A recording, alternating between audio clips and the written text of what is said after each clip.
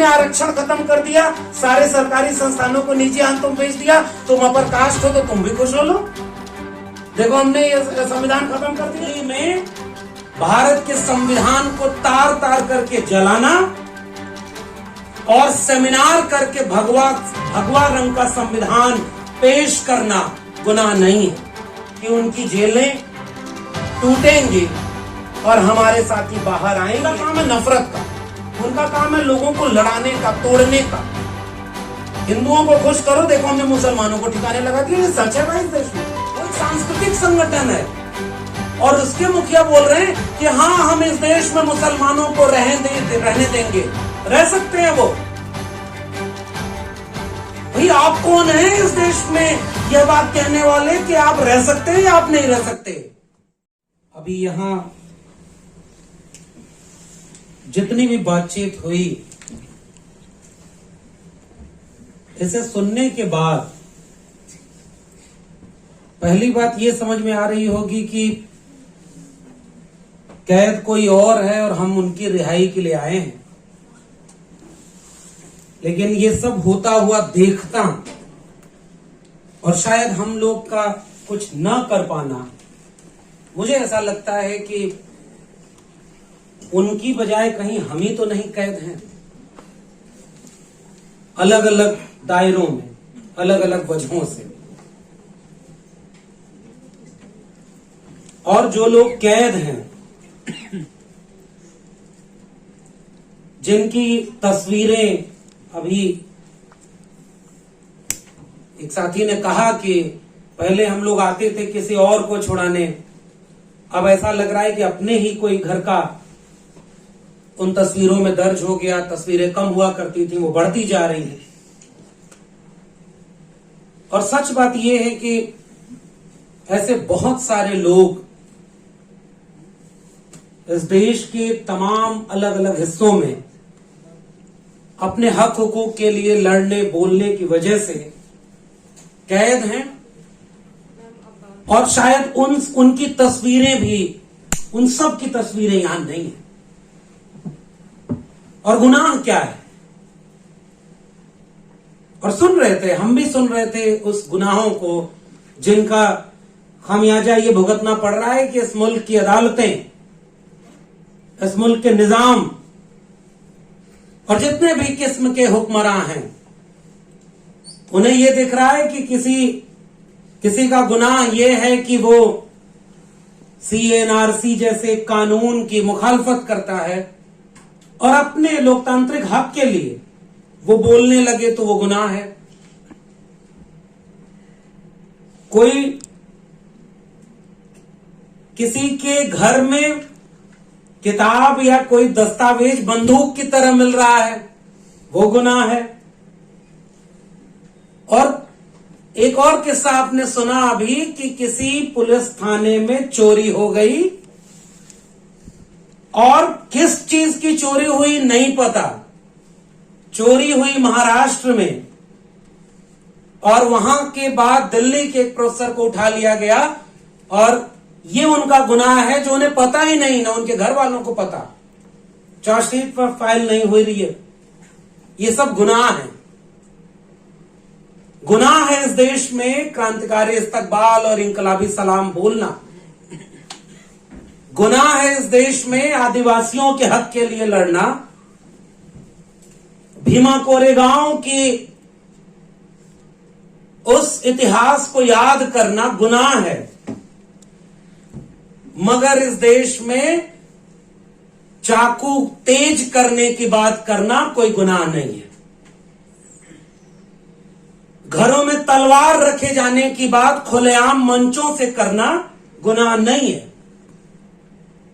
इसे दिल्ली में भारत के संविधान को तार तार करके जलाना और सेमिनार करके भगवा रंग का संविधान पेश करना गुनाह नहीं है।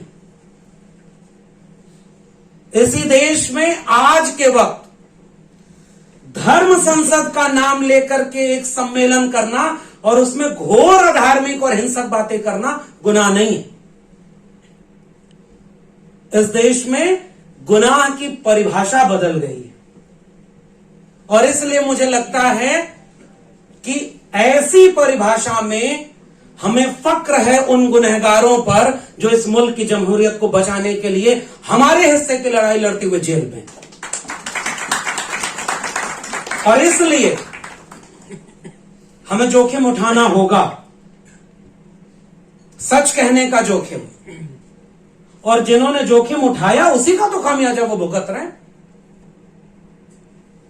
और सच बात यह है कि मैं बतौर नागरिक जब इस तरह के कार्यक्रमों में पहले भी हम शामिल हुए हैं और अब भी जब भी आते हैं तो हमें लगता है कि हम तो कितनी सहूलियत में जी रहे हैं।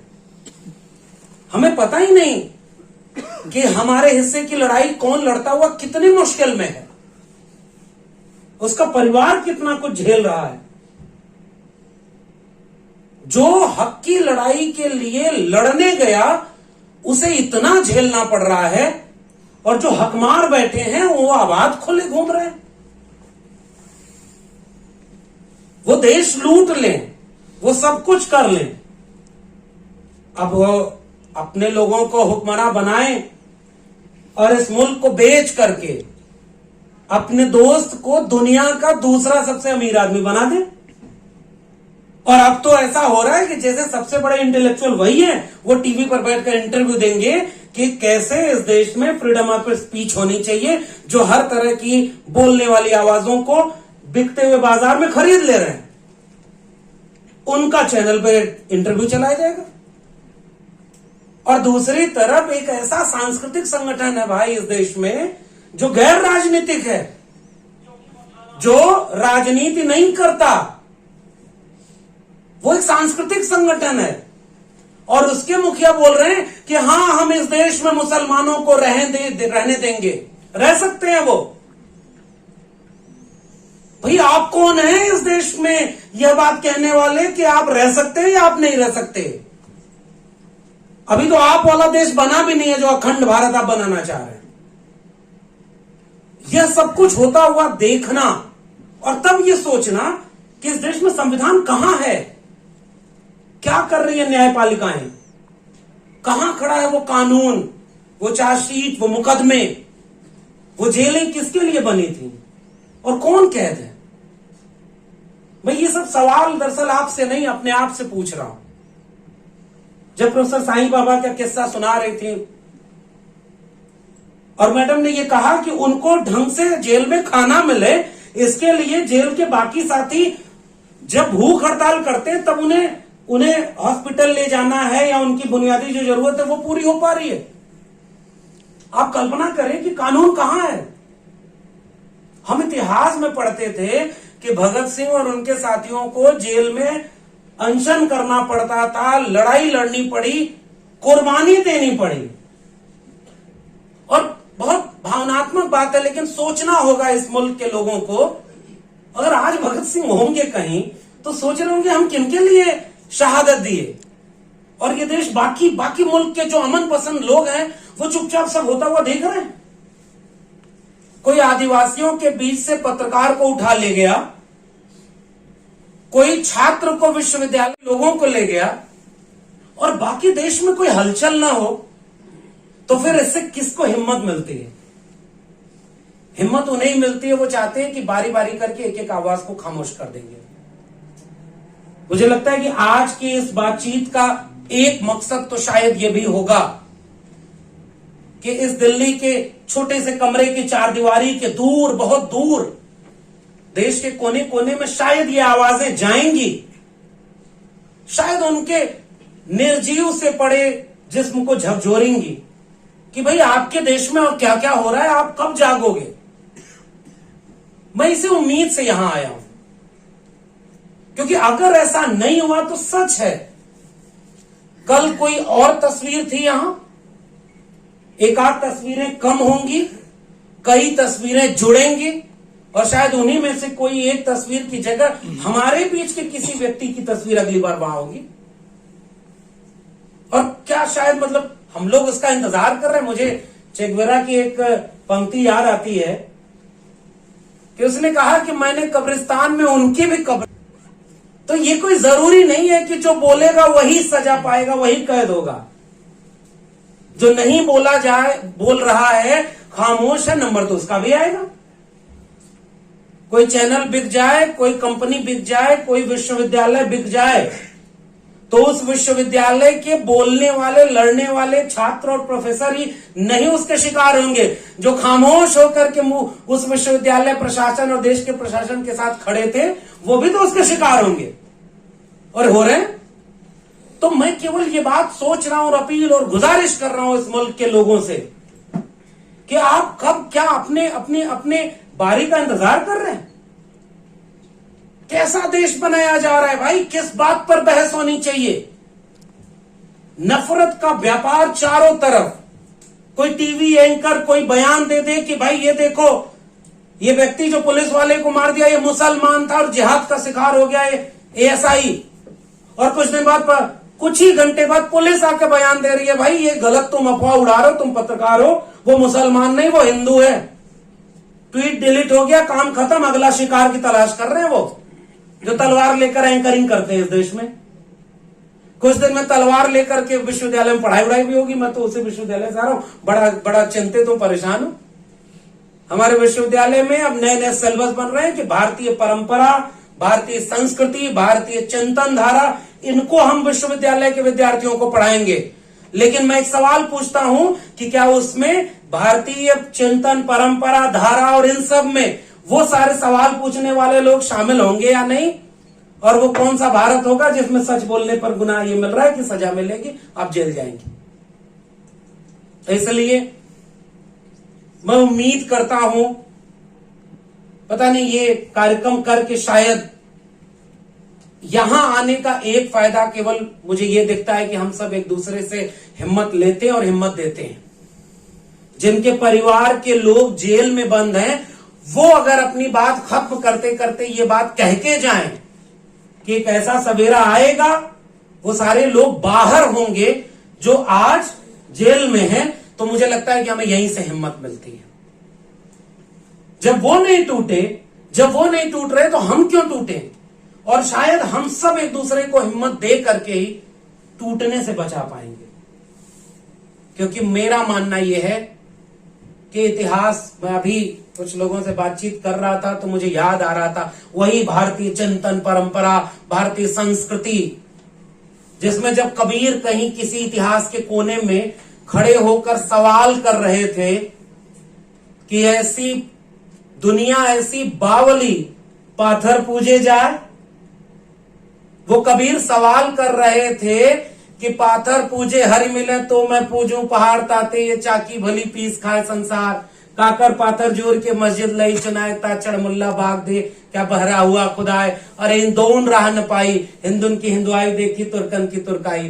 वो बार बार एक सवाल कर रहे थे कि मोको कहां ढूंढे रे बंदे, मैं तो तेरे पास में, पोथी पढ़ पढ़ जग मुआ। क्या कुछ नहीं कहा है? उस दौर में कौन हुक्मरान था, किसने क्या किया, उसे इतिहास भूल गया है। कबीर जो अकेला चला वो आज अभी इतिहास में दर्ज है और वो याद किया जा रहा है। इसलिए मुझे उम्मीद है कि ये सारे हक की लड़ाई लड़ने वाले इतिहास में दर्ज रहेंगे और जब भी 2022-23 का इतिहास पढ़ा जाएगा तो ये याद किया जाएगा, प्रोफेसर साईं बाबा, प्रोफेसर हनी बाबू, खालिद सैफी, उमर खालिद और तमाम वो सारे आदिवासी, दलित एक्टिविस्ट, मुसलमान एक्टिविस्ट, छात्र, प्रोफेसर हमारे हिस्से की लड़ाई लड़ते हुए जेल में थे। और उस समय फिर एक सवाल और हमसे पूछा जाएगा कि हम बाहर थे तो क्या कर रहे थे? हम बाहर थे और हम ये जानते थे कि यह गलत हो रहा है, तो हम क्या कर रहे थे?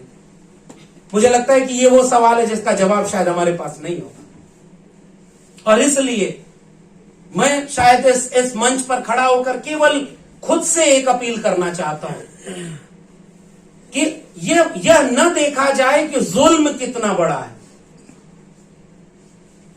मुझे याद आ रहा है हमारे दौर में सच बोलना गुनाह है। राजेश जोशी की कविता है, जो सच बोलेंगे मारे जाएंगे। और अभी का हकीकत यह है कि जो सच नहीं भी बोल रहे हैं उनके खेमे में नहीं है तो भी मारे जा रहे हैं। जो उनके खेमे में नहीं है उसको बदनाम करो, उसको खत्म करो। और जितने लोग उनके खेमे में है वो नफरत का व्यापार कर रहे हैं। मुझे लगता है कि उनका काम आसान है, उनका काम है नफरत का, उनका काम है लोगों को लड़ाने का, तोड़ने का। हिंदुओं को खुश करो, देखो हमने मुसलमानों को ठिकाने लगा दिया। ये सच है भाई, इस देश में साफ तौर पर आपको ये मैसेज दिया जा रहा है कि आपको हिंदू राष्ट्र बनाना है, आपको अखंड भारत बनाना है, इसके खिलाफ कोई बोलेगा तो उसको हम जेल में डाल देंगे। और देखो मुसलमानों को हमने ठिकाने लगा दिया, आप हिंदू बनकर खुश हो गए। फिर अचानक दूसरा गेम कि ये देखो हमने आरक्षण खत्म कर दिया, सारे सरकारी संस्थानों को निजी हाथों में बेच दिया, तुम अपर कास्ट हो तो तुम भी खुश हो लो, देखो हमने ये संविधान खत्म कर दिया। फिर तीसरी तरफ आप अगर अमीर हैं तो ये देखो गरीबों को हमने इतना कमजोर कर दिया है कि कहां 5 ट्रिलियन इकोनॉमी, अच्छे दिन, 15 लाख हर अकाउंट में, 2 करोड़ रोजगार, बुलेट ट्रेन, सब भूल जाओ। 80 करोड़ लोग 5 किलो अनाज और 500 रुपए पर वोट देने के लिए मजबूर हैं, अमीरों खुश हो जाओ। ये बिल्कुल मुझे लगता है कि ये देश बिल्कुल बटा हुआ 2 देश है और इसमें 90% आवाम को यह कहा जा रहा है कि तुम्हारे दुश्मन देखो किसी धर्म के लोग हैं, किसी जाति के लोग हैं, किसी और तरह के लोग हैं, और सबको आपस में बांट करके ऐसे ही चुन चुन करके हमारे लोगों को कैद किया गया। मैं उम्मीद करता हूं कि इस मंच से या इस मुहिम से एक आवाज ऐसी उठेगी, स्याह रात नाम लेती नहीं ढलने का, यही तो वक्त है सूरज तेरे निकलने का, और अब बंद होनी चाहिए। यही मुझे लगता है कि रास्ता यही है। हम सबको न्यूनतम सहमति पर एक बड़ी एका बनानी होगी और न्यूनतम सहमति इस बात की कि हमें भारत के संविधान में भरोसा है, हम अपने मुल्क के आईन को बचाना चाहते हैं, हम इस मुल्क के इस पूरे रिवाज को बचाना चाहते हैं जिसमें साझी शहादत से साझा विरासत वाला एक भारत बना था। हम गरीब अमीर के बीच की खाई कम करना चाहते हैं। हम इस देश में महिलाओं को उनके हिस्से का हक देने के पैरोकार हैं। हम इस देश के आदिवासियों की लड़ाई में शामिल हैं। हम इस देश के दलितों की हर लड़ाई में शामिल हैं। हम इस देश के पिछड़े तबके के किसान, कामगार जातियों और मजदूरों की लड़ाई में शामिल हैं। हम विद्यार्थियों की लड़ाई में शामिल हैं। तो क्यों ना आओ हम सब मिलकर एक दूसरे की लड़ाई में शामिल हों, और आज नहीं तो कल ये वक्त बदलेगा। और मैं उम्मीद करता हूं जहां हमारे पूर्व के वक्ताओं ने बात खत्म की, वहीं मैं भी बात खत्म करना चाहता हूं कि उनकी जेलें टूटेंगी और हमारे साथी बाहर आएंगे, हम जीतेंगे, इसलिए लड़ेंगे। बहुत बहुत शुक्रिया।